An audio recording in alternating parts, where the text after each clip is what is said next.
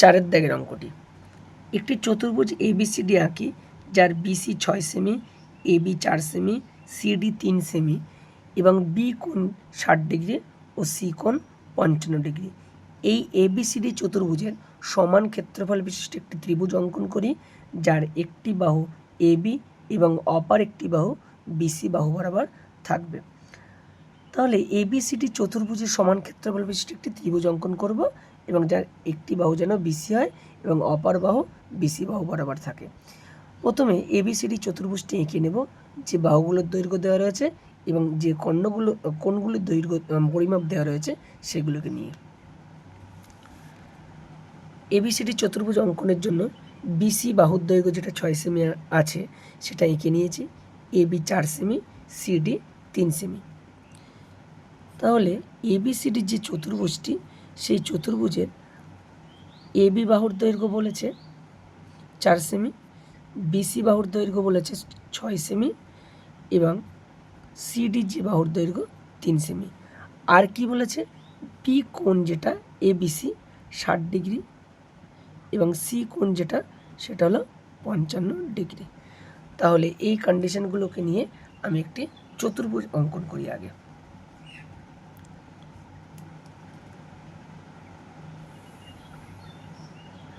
একটা সরলরেখা অংশ নিয়ে নিয়েছে যেটা BX বলছি। ABCD চতুর্ভুজে এই কোণটা হলো 60 ডিগ্রি, তাই আমি প্রথমে B কোণটা 60 ডিগ্রি কোণ এঁকে নেব।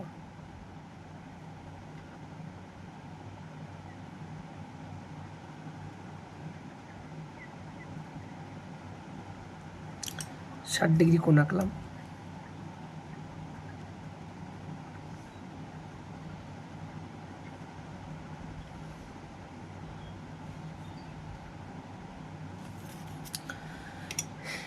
AB যেটা 4 সেমি, তাহলে কম্পাস দিয়ে 4 সেমির পরিমাপটা করব।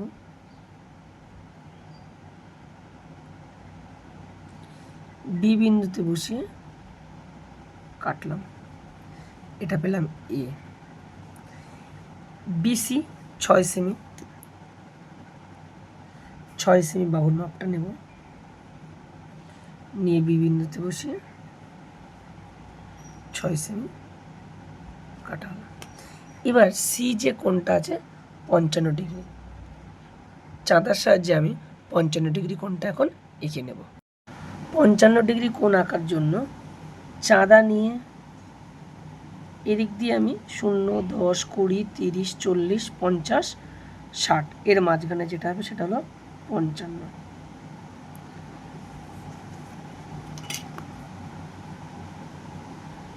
টেনে দিলাম, 55 ডিগ্রি কোণটা অঙ্কন হয়ে গেল। এবারে এই যে CD বাহু, এখান দিয়ে যেটা হবে তার দৈর্ঘ্য হলো 3 সেমি।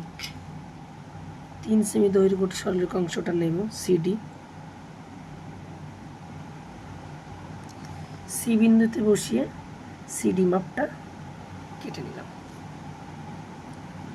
D নাম দিয়েছি। A বিন্দু এবং D বিন্দু যোগ করব।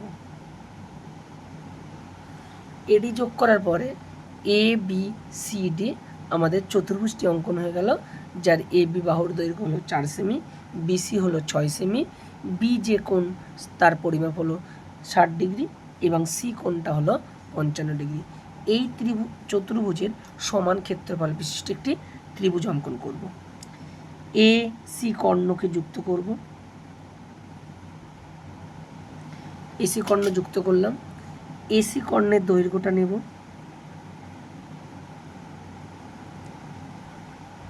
দৈর্ঘ্য নিয়ে D বিন্দুতে বসাবো, কেটে নিলাম। এবারে AD দৈর্ঘ্যটা নেব, নিয়ে C বিন্দুতে বসিয়ে কাটবো। AD দৈর্ঘ্য নিয়েছি, C বিন্দুতে বসাবো, বসিয়ে আমি কেটেছি। D থেকে এদের পয়েন্ট অফ ইন্টারসেকশন অর্থাৎ ছেদ বিন্দু সরলরেখা অঙ্কন করব, যেটা BC বাহুর বর্ধিত অংশকে একটা বিন্দুতে ছেদ করেছে, যার নাম দিলাম P। এখন A এবং P বিন্দু যুক্ত করব। এ এবং পি বিন্দু যুক্ত করার পরে আমি দেখতে পাচ্ছি এ বি পি একটা ত্রিভুজ অঙ্কন হয়ে গেল এবং যে ত্রিভুজের ক্ষেত্রফল এ বি সি ডি চতুর্ভুজের ক্ষেত্রফলের সমান হবে। অতএব এবিসিডি চতুর্ভুজের সমান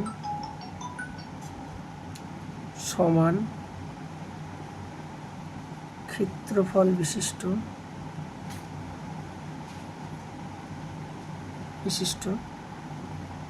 একটি ত্রিভুজ অঙ্কন করলাম।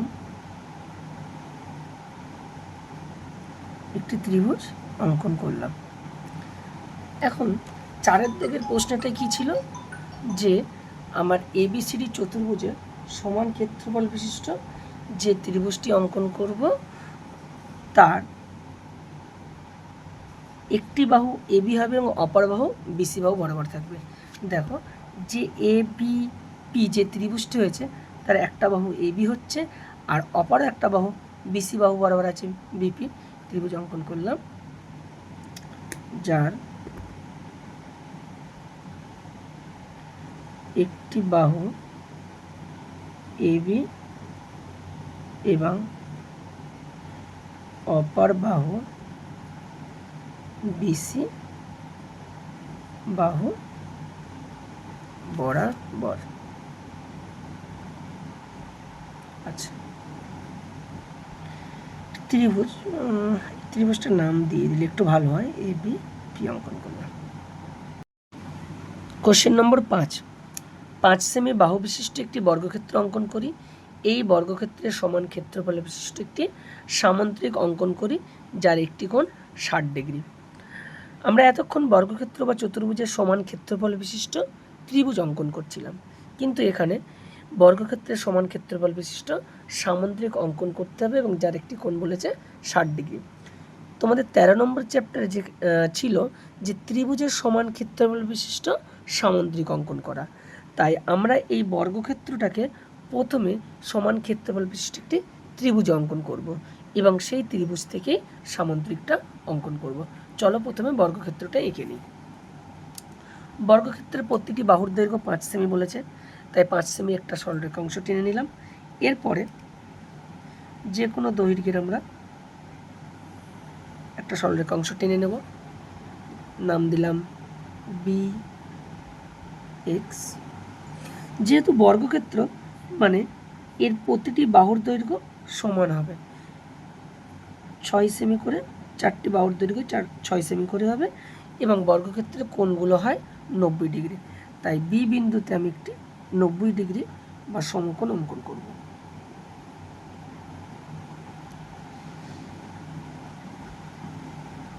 সমকোণ অঙ্কন করা খুব সহজ, তোমরা সবাই জানো।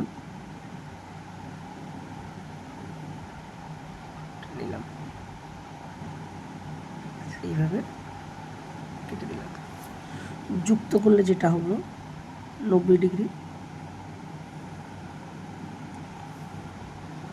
এবারে বর্গক্ষেত্রের প্রতিটি বাহুর দৈর্ঘ্য 5 সেমি, তাই 5 সেমি দৈর্ঘ্যের সরলরেখা অংশটার মাপ নিয়ে বসাবো। এটা 5 সেমি, এইদিকেও 5 সেমি হবে, এদিক দিয়ে যে সরলরেখা অংশটা হবে সেটাও 5 সেমি, এদিক দিয়ে যেটা হবে সেটাও 5 সেমি।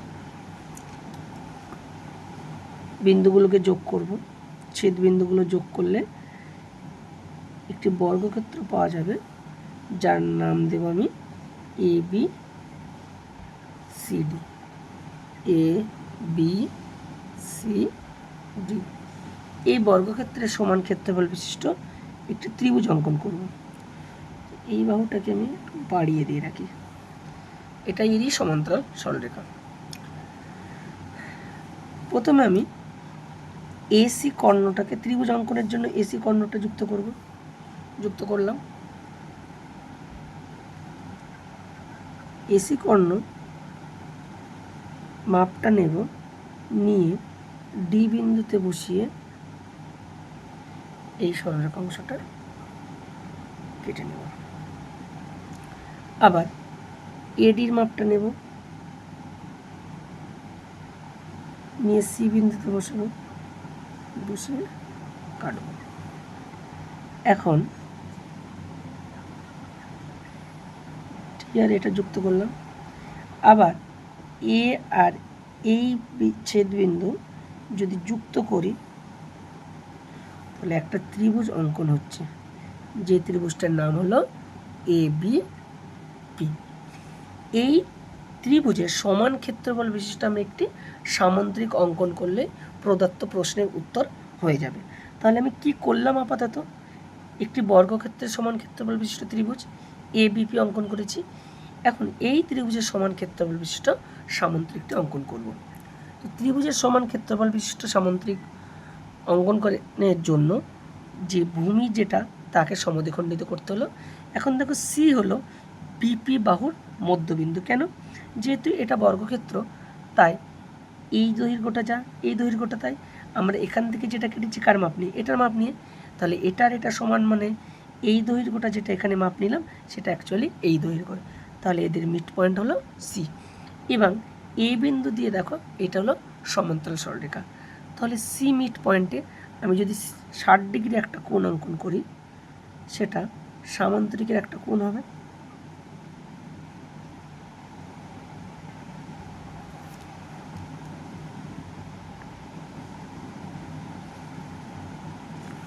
বিন্দুতে ছেদ করেছে, আর নাম দিলাম।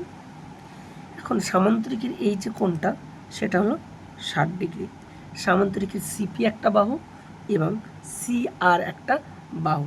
তাহলে সামান্তরিকের বিপরীত বাহুগুলোর দৈর্ঘ্য সমান, অর্থাৎ সিপি এবং এই বাহুটা সমান হবে, অথবা সিআর এর সঙ্গে এদিকের মাপটা সমান হবে। আমি সিপি এর মাপটা নিচ্ছি, নিয়ে আর বিন্দুতে বসিয়ে কেটে নিলাম। এবার যুক্ত করে দেবো ছেদ বিন্দু এবং পি বিন্দুটি। সিপি, এটাকে কিউ বলছে, সিপি কিউ আর। তাহলে বর্গক্ষেত্রের সমান ক্ষেত্রফল বিশিষ্ট ত্রিভুজ অঙ্কন হলো এবং সেই ত্রিভুজের সমান ক্ষেত্রফল বিশিষ্ট একটি সামুদ্রিক অঙ্কন হলো। তার মানে বর্গক্ষেত্রের ক্ষেত্রফল সমান ত্রিভুজের ক্ষেত্রফল সমান সামুদ্রিকের ক্ষেত্রফল। আমরা বলতে পারি তাহলে যে বর্গক্ষেত্রের ক্ষেত্রফল সমান সমান সামুদ্রিকের ক্ষেত্রফল। এর জন্য একটু লিখতে হবে। কি লিখব? যে ABCD একটি বর্গক্ষেত্র অঙ্কন করা হলো, যার সমান ক্ষেত্রফল বিশিষ্ট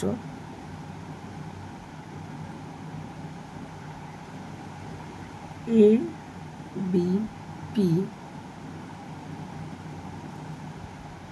ত্রিভুজ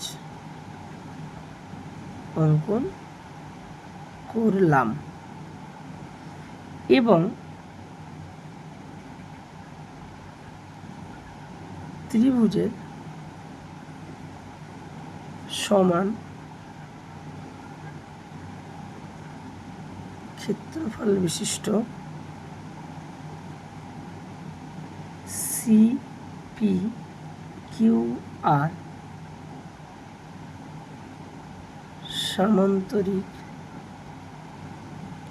সামান্তরিক অঙ্কন করলাম,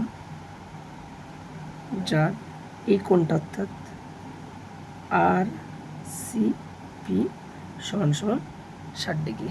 থ্যাংক ইউ।